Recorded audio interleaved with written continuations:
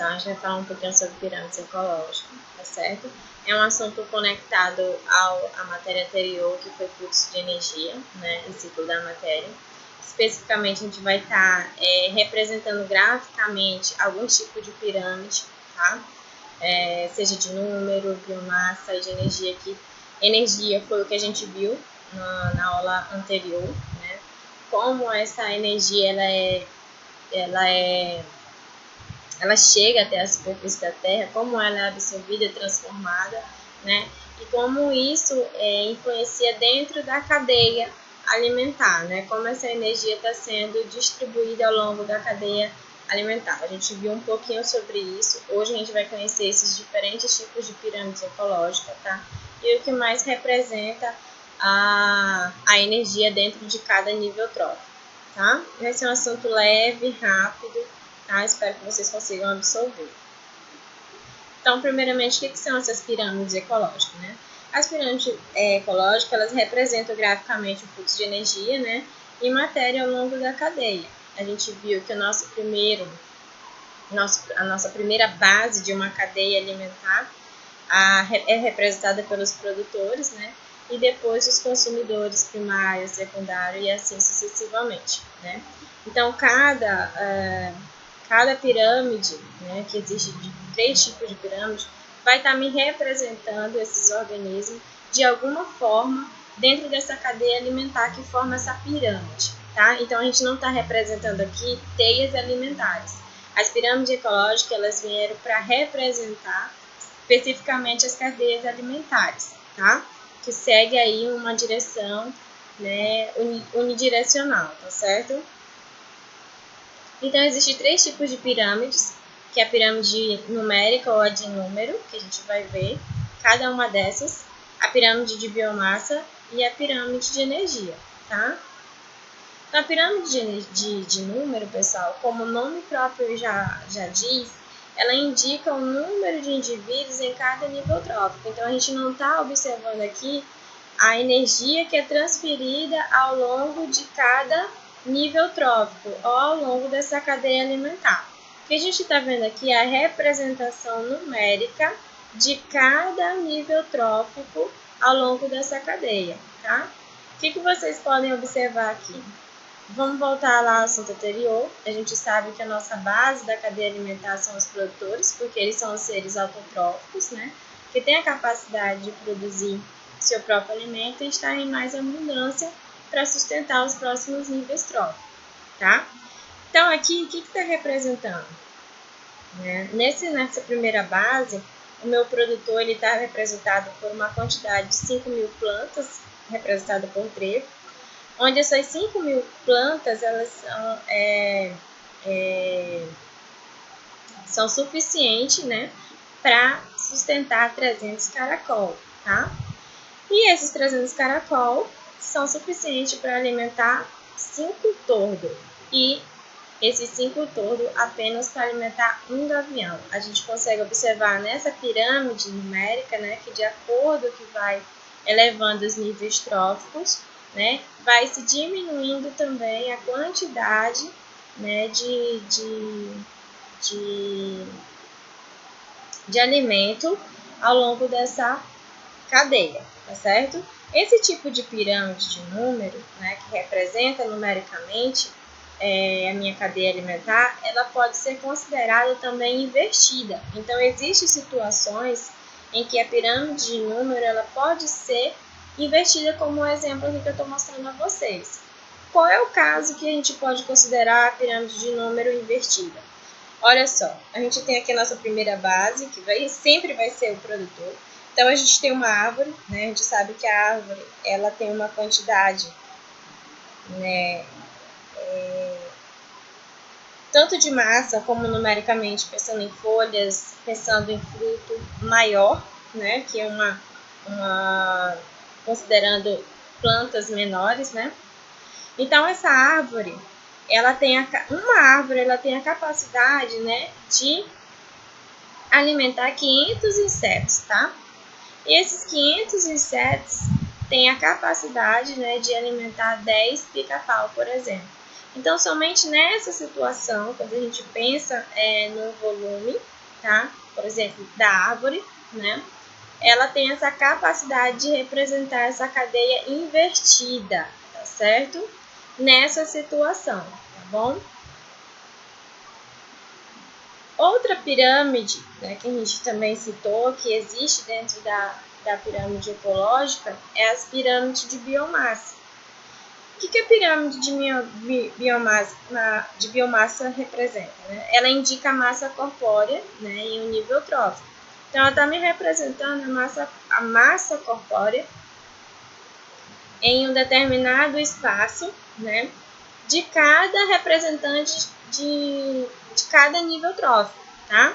Então, quando eu estou falando de pirâmide de biomassa, eu estou falando que o ecologista, ele na hora de quantificar essa biomassa por nível trófico, o que ele fez? Ele separou uma quantidade, né? Por exemplo, aqui a gente está trabalhando ou por gramas por metro quadrado ou quilogramas por metro quadrado.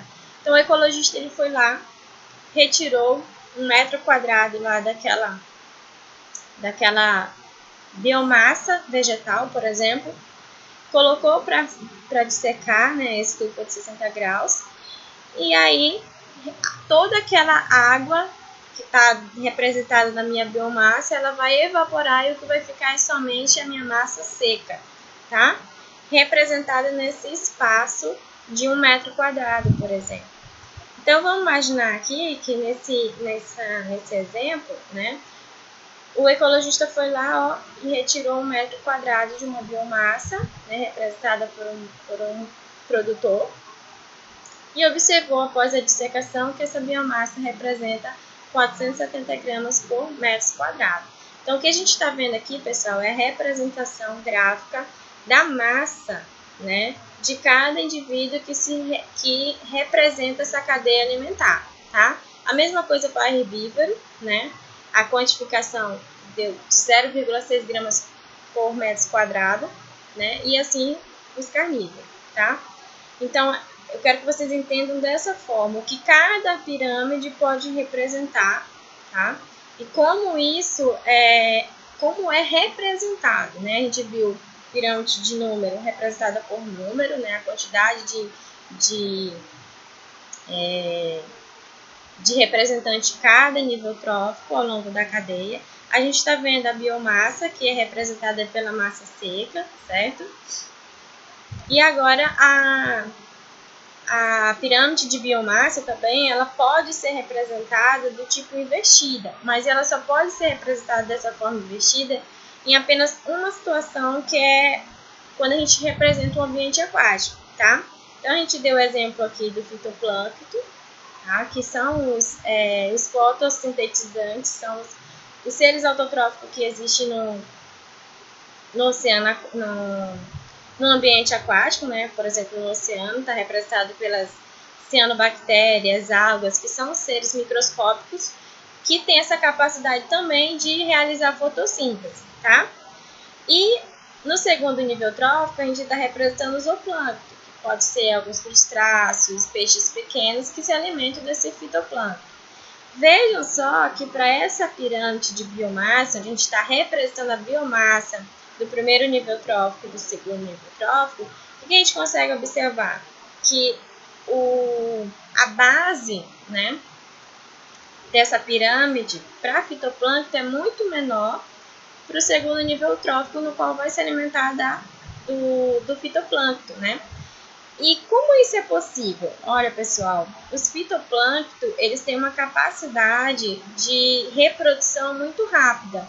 Então, mesmo que a gente veja uma base menor, capaz de a gente olhar, né, a primeiro momento e falar, não, essa base não vai sustentar o segundo nível trófico.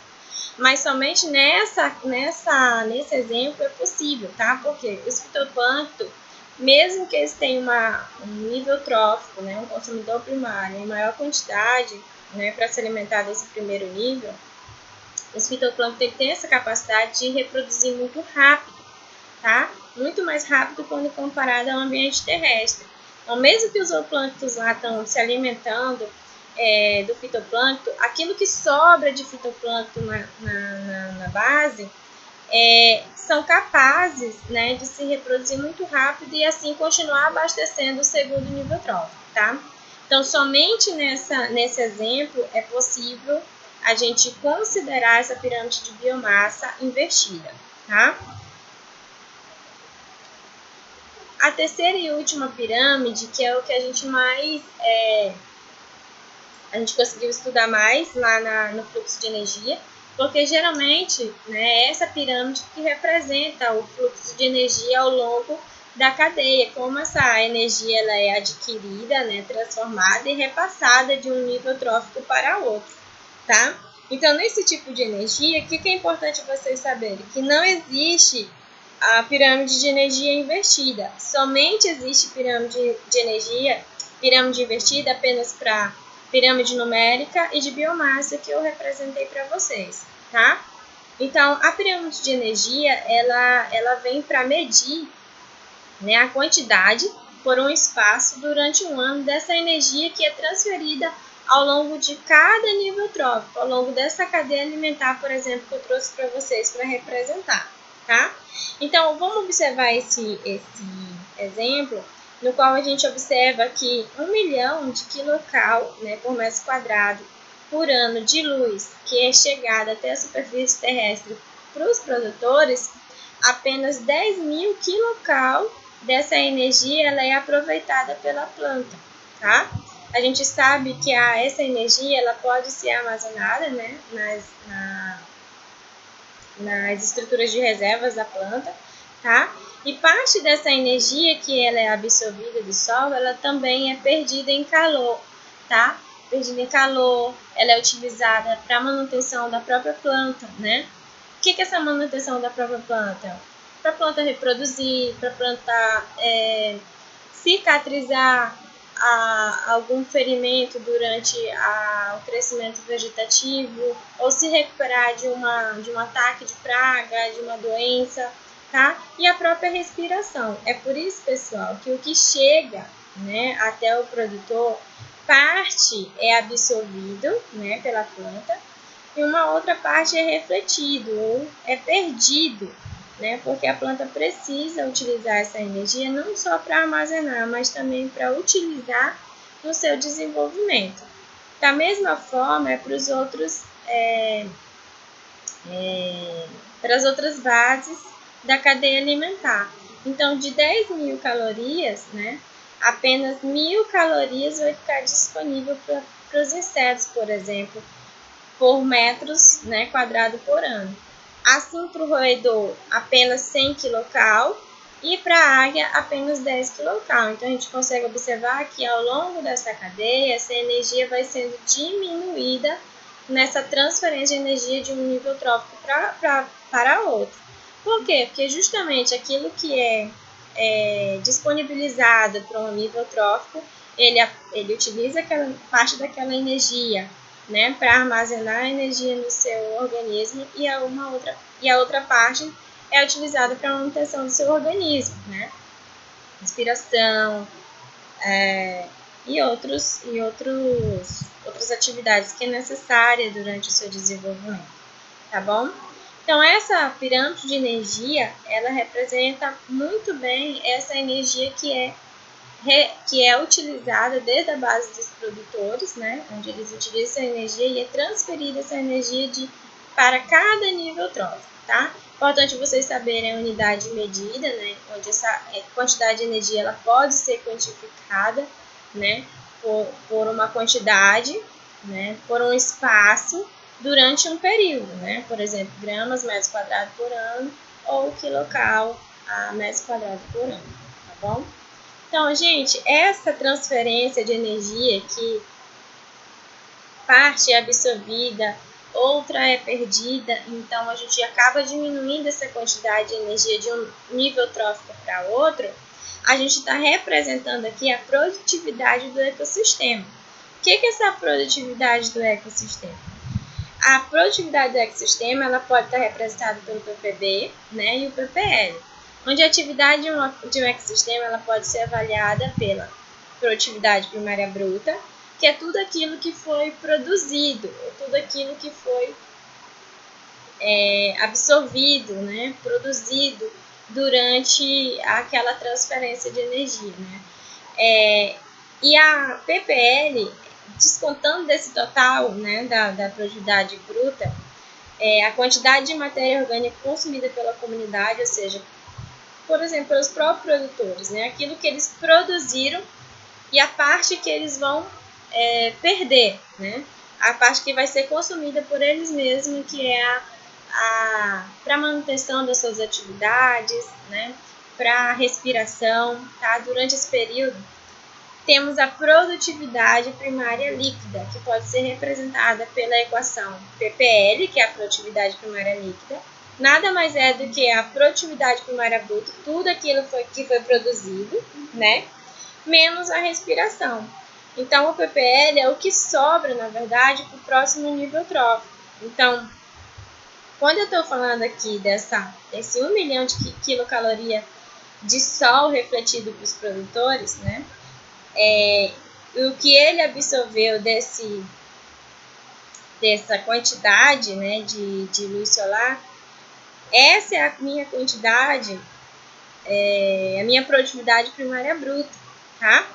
Então, a parte que vai ser refletida, vai ser perdida através da respiração, e o que vai sobrar para o próximo nível trófico, por exemplo, que é as 1000 calorias para abastecer os insetos, isso aqui é a minha produtividade primária líquida, tá? Então, a produtividade primária bruta é tudo aquilo que foi produzido, né, em um nível trófico, e o que sobrar para o próximo nível trófico é o que a gente chama de produtividade primária líquida, tá? Que já é a quantidade exata, né, que sobrou depois que foi excluído a respiração, né, que foi utilizado essa energia para a respiração, para as atividades motoras, tá? Ou para qualquer outra necessidade durante essa cadeia, durante o desenvolvimento de cada representante do nível trófico dessa cadeia alimentar, tá? Bem, a aula é rápida, é um assunto muito legal, bem gostoso de vocês entenderem, tá? No mais, que eu queria passar para vocês era isso, tá? E agora eu vou deixar um exercício para vocês.